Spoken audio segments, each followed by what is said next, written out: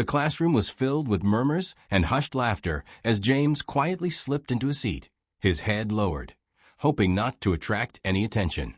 But the moment his tattered shoes scraped against the floor, the snickers started.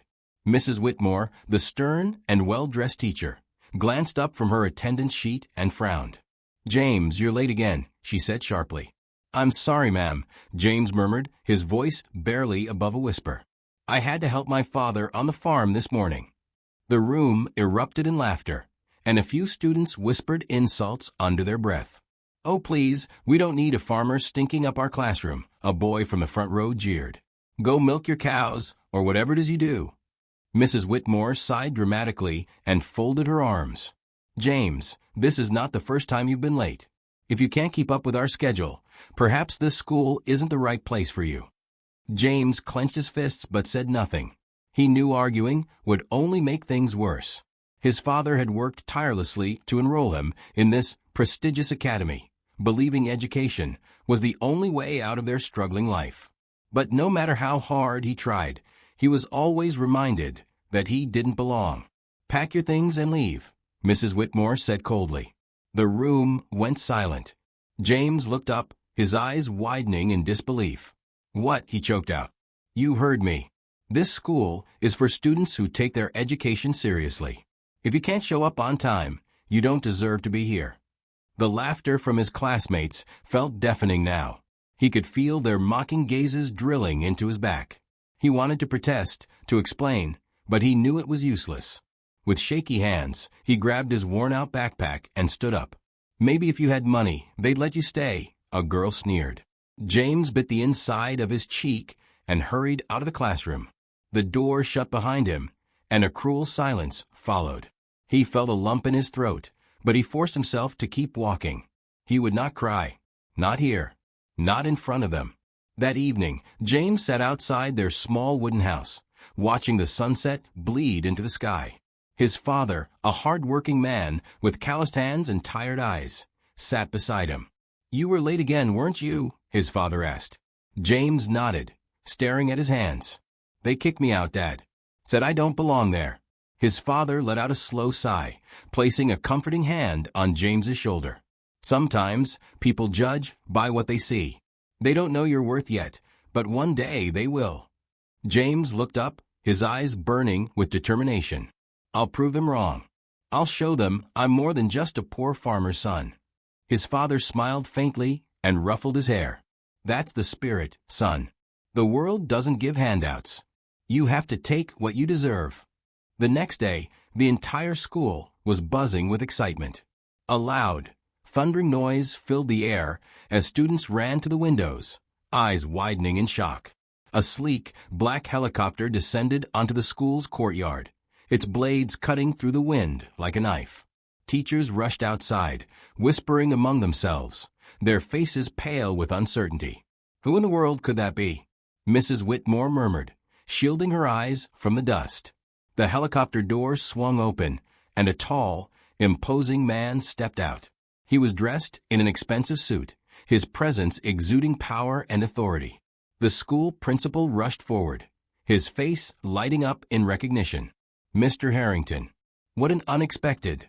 The man raised a hand, silencing him instantly.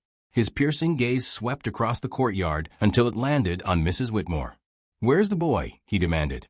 Mrs. Whitmore blinked, confused. "What boy, sir?" Mr. Harrington's eyes narrowed. "James Carter." A hush fell over the crowd. The students exchanged bewildered glances. Why was a billionaire asking for James? Mrs. Whitmore swallowed hard. He was removed from the school yesterday. He didn't meet our academic standards." Mr. Harrington let out a low chuckle, but there was no amusement in it. "Academic standards? Or financial standards?" Mrs. Whitmore opened her mouth, then closed it, her face turning pale. The billionaire turned to his assistant. "Bring him in." From behind him, a security guard stepped aside, revealing James, his eyes wide with confusion and disbelief. The students gasped. "What's he doing here? This has to be a joke. How does he know a billionaire?" James stepped forward hesitantly, looking up at Mr. Harrington. "Sir, I don't understand." The billionaire's face softened slightly. Your father saved my life once, boy. Years ago, when I was nothing, he gave me food and shelter when no one else would. I never forgot that kindness. Now, it's my turn to return the favor." He turned back to the stunned teachers. "James Carter is not just a farmer's son. He's the future of this world, and I'll make sure he gets the education he deserves."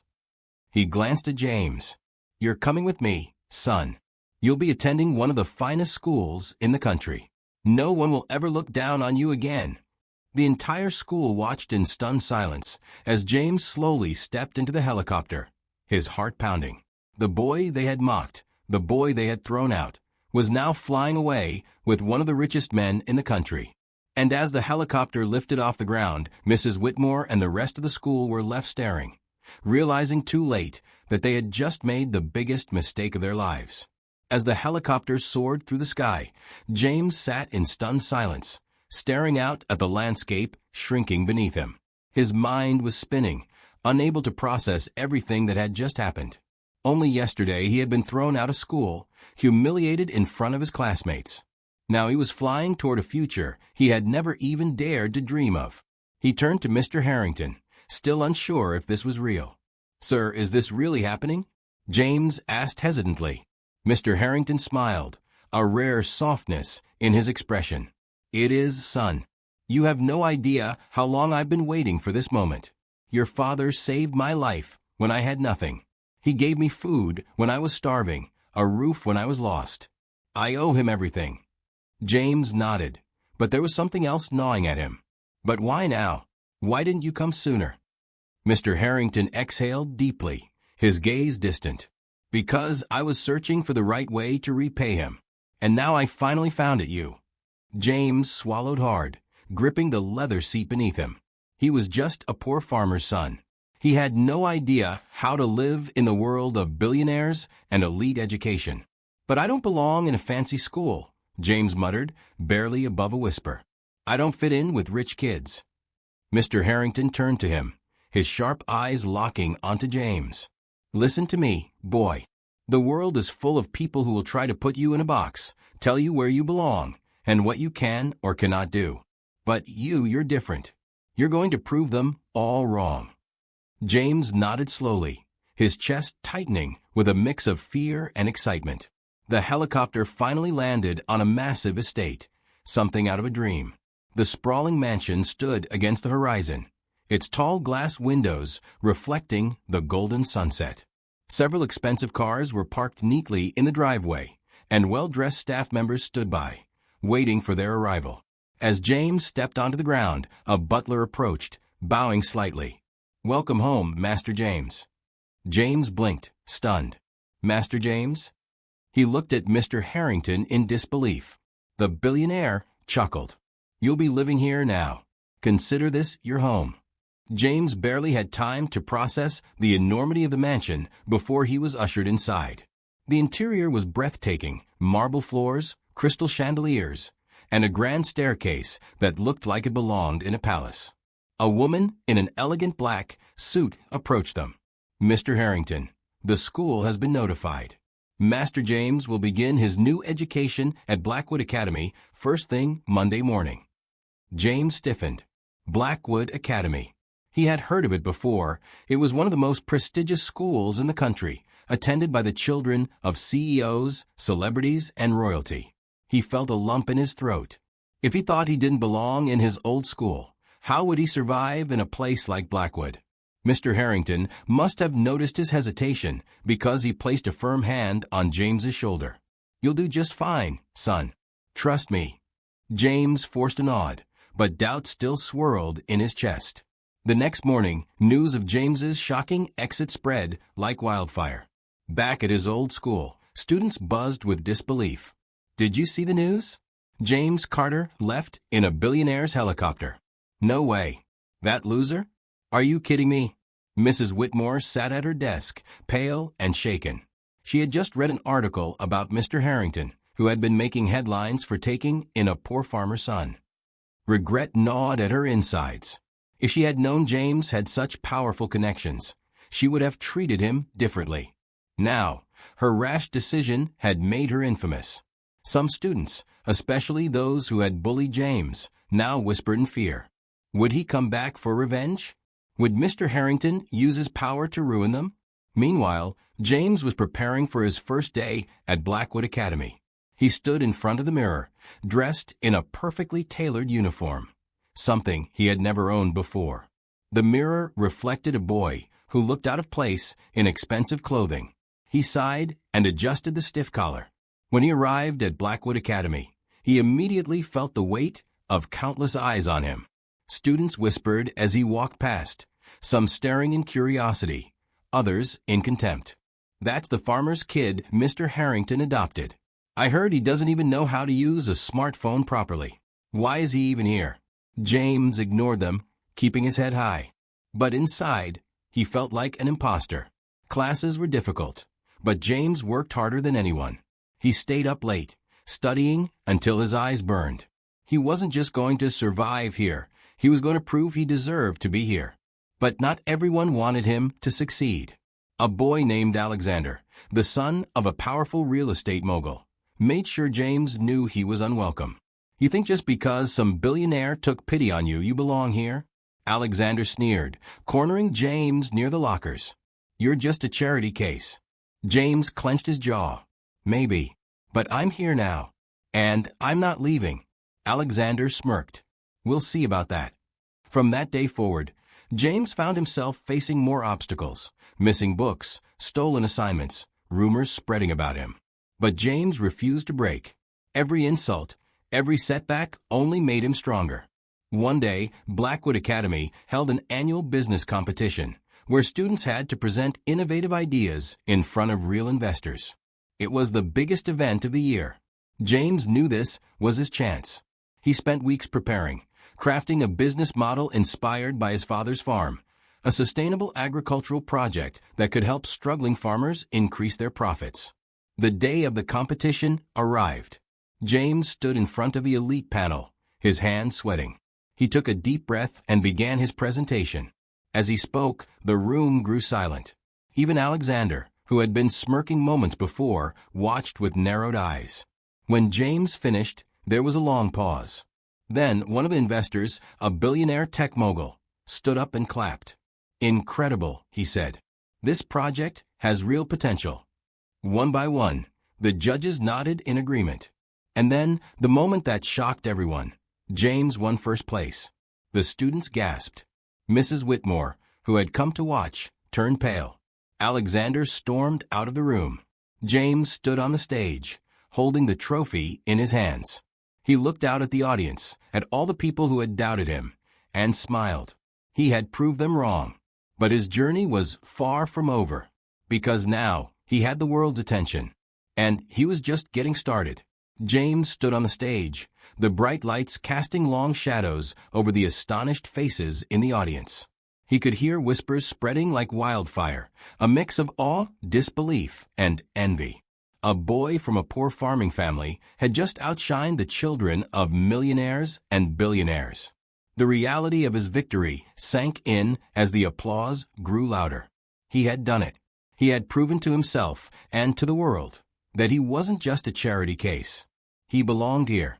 As James stepped off the stage, Mr. Harrington was waiting for him, a proud smile on his face. I knew you had it in you, he said, patting James on the shoulder. This is just the beginning. But not everyone was celebrating. In the far corner of the auditorium, Alexander stood rigid, his fists clenched so tightly his knuckles turned white. His entire life, he had been told he was superior, born into wealth, destined to rule. And now, this nobody, this farmer's son, had humiliated him in front of the entire school. The embarrassment burned in his chest like fire, and he knew he wouldn't let it go. As the days passed, James became a sensation. His story spread beyond the academy, articles, interviews, and social media posts flooded the internet. People admired him, calling him an inspiration, proof that talent and hard work could break any barrier. Offers from business mentors, scholarship programs, and investment firms poured in. But with success came danger. One evening, James was studying in the grand library of Mr. Harrington's mansion when a notification popped up on his phone. An anonymous email. You don't belong here. Leave before it's too late. His stomach twisted as he read the words. The message wasn't just a taunt, it was a threat. But James had grown up enduring hardships, and he wasn't about to back down now. The next day at school, things felt different. The stares were sharper, the whispers colder. It was clear that some people weren't happy about his success. As he walked down the hallway, he found his locker vandalized. Red spray, paint spelling out the words, "Go back to the farm." James sighed, taking a deep breath. He turned to find Alexander leaning casually against the wall, watching him with a smirk. "Seems like not everyone's a fan," Alexander said mockingly. "Maybe you should take the hint." James met his gaze without flinching. "If you think this will make me leave, you don't know me at all." Alexander's smirk twitched. "We'll see about that."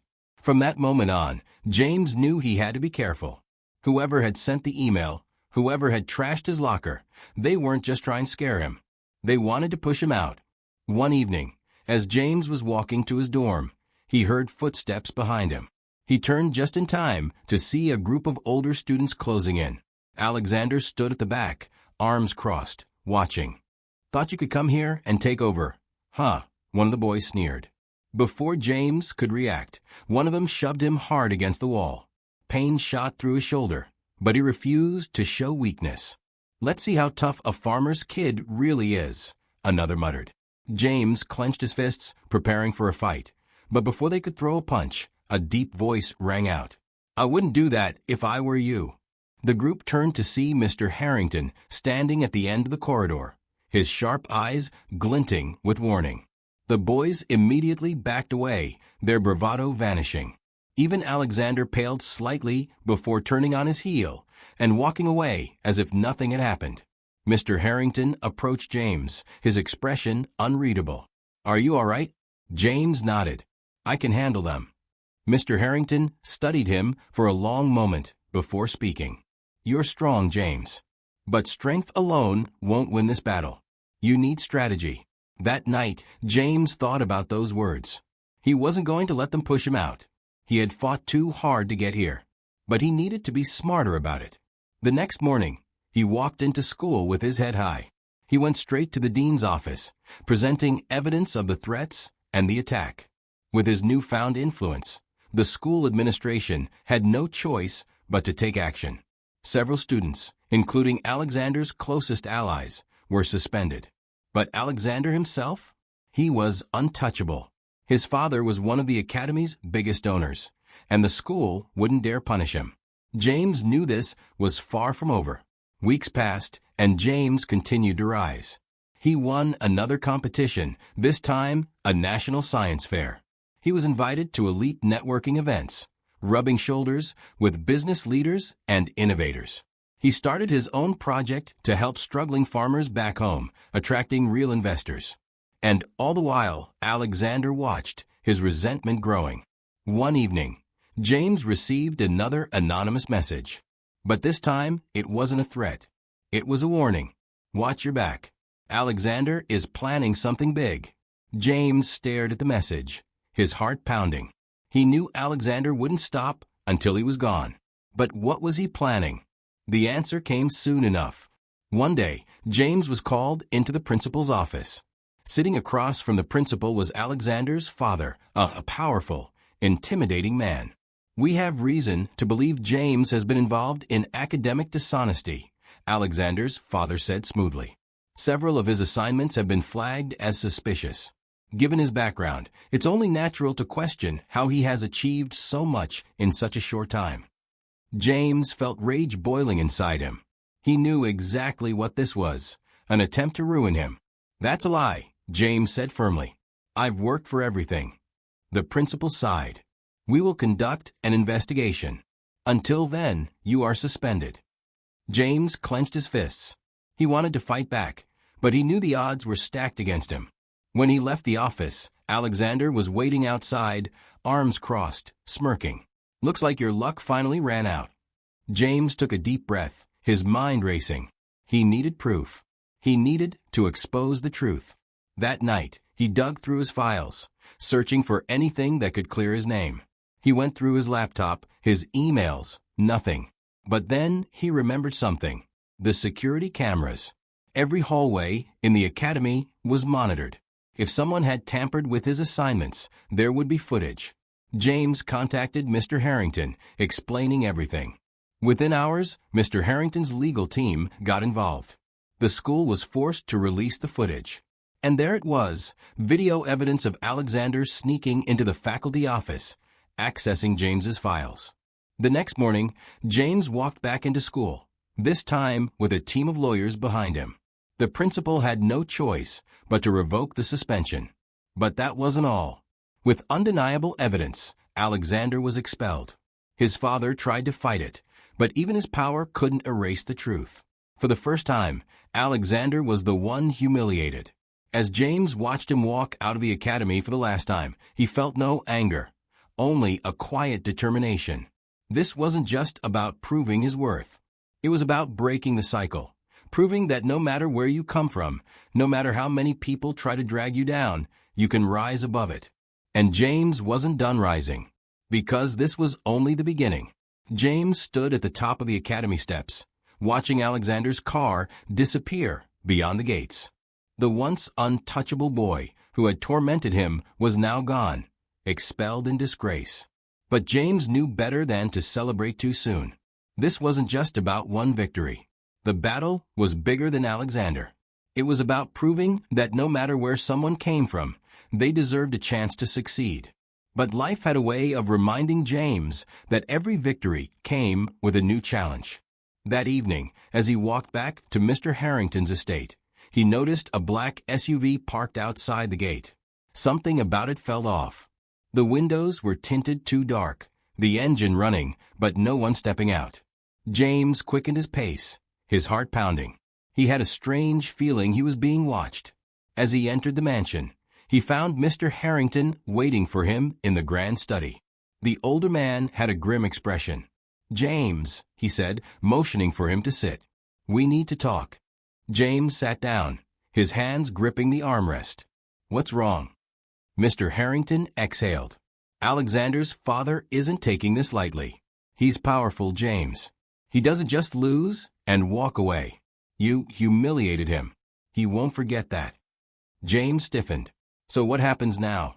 "I've received warnings," Mr. Harrington admitted. "Subtle threats. He can't attack you openly, not after what happened, but he can make your life difficult. He has influence everywhere, colleges, businesses, even politics." He leaned forward. "He'll do everything in his power to ensure that doors close for you before you even reach them." James felt a surge of anger. Was this what power meant? The ability to crush those who refused to bow down? But he refused to be scared. "Then I'll find another way," he said firmly. "I didn't come this far just to give up now." Mr. Harrington studied him for a long moment, then nodded. "That's what I wanted to hear." The next few weeks were tense. Rumors spread that James had cheated his way to the top, despite the evidence that had cleared him. Invitations to networking events were suddenly rescinded. Sponsors who had been interested in funding his projects mysteriously backed out. The world of the elite had closed its doors on him, just as Alexander's father had planned. But James refused to back down. If the system wouldn't let him in, he would build his own. He reached out to the media, telling his story. He shared the truth about his journey, about the corruption and bullying he had faced. His story went viral. News outlets picked it up. Social media exploded with support. Suddenly, the world was watching not just a school scandal, but the bigger issue of power and privilege trying to silence those who dared to rise. And then, something unexpected happened. One evening, as James was working late, his phone rang. It was an unknown number. He hesitated before answering. "Hello." A deep voice responded. "James, I've been following your story." James sat up. "Who is this?" The voice chuckled. "Someone who believes in second chances. Let's just say, I'm a man who built his empire from nothing. I see myself in you." There was a pause. "I want to meet you. I think we can do great things together." James's mind raced. Who was this man? Was it another trick? Another trap? "Why should I trust you?" he asked. "Because I know what it's like to be shut out," the man said simply. "Meet me tomorrow. You won't regret it." James hesitated. But deep down, he knew. This was an opportunity he couldn't ignore. The next day, a private car arrived at Mr. Harrington's estate. The driver was professional, silent. The ride was smooth, taking James to a towering skyscraper in the heart of the city. As he stepped into the top-floor office, he found himself face-to-face with one of the most powerful businessmen in the country, Daniel Whitmore, a self-made billionaire known for his ruthless rise to success. "James," Whitmore said, extending his hand. "You've made quite a name for yourself." James shook his hand, still cautious. "Why am I here?" Whitmore smiled. "Because I like people who don't break under pressure. You've got fire. And fire, when controlled, can build empires." He leaned back. "I want to invest in you." James frowned. "Invest in me?" "Your project. Helping struggling farmers. I read about it. It's brilliant. But you lack resources, connections." He gestured to the cityscape beyond the window. "I can change that." James narrowed his eyes. "What's the catch?" Whitmore chuckled. "Smart boy. No catch, just an opportunity. The question is, do you have the guts to take it?" James felt his pulse quicken. This was it. The moment that could change everything. He met Whitmore's gaze. "I'm in." And just like that, James's life changed. With Whitmore's backing, his project expanded beyond anything he had ever imagined. He traveled across the country, meeting with struggling farmers, providing resources and technology to revolutionize their work. He became a name in the industry, not just as a success story, but as a leader. And as his influence grew, so did his power. Years passed. James built an empire of his own, not of wealth and privilege, but of impact. He proved that success wasn't about where you came from, but what you did with the opportunities you seized. And one day, in a full-circle moment, he returned to the academy. This time, he wasn't a student. He was a guest speaker, standing before a new generation of students. Some of them looked at him the way he had once looked at the rich kids, like an outsider. But he smiled, knowing that he was proof that outsiders could win. As he finished his speech, a student raised their hand. "Mr. James, what's the most important lesson you've learned?" James thought for a moment, then said, "That no one can decide your worth but you. If the world tries to shut you out, build your own door. And when you walk through it, leave it open for others." The room erupted into applause. And somewhere far away, Alexander watched the news, his jaw clenched, his heart filled with regret. Because he had spent his life trying to destroy James. And James had spent his life rising higher than Alexander ever could.